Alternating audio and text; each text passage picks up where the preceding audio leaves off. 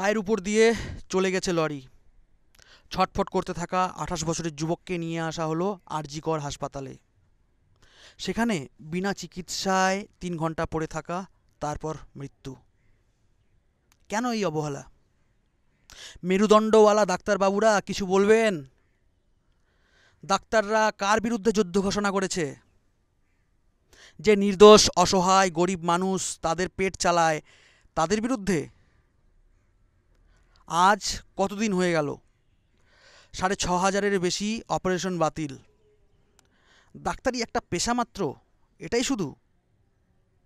সেই বাঙালি মাকে বলতে চাই, যে পুত্রহারা, যে সন্তানহারা, সেই বাঙালি মাকে বলতে চাই, তুমি তো গরিবের মা।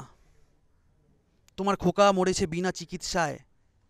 শখের প্রতিবাদীরা কতই তো রাত জাগে, পারে না শুধু তোমার বেলায়।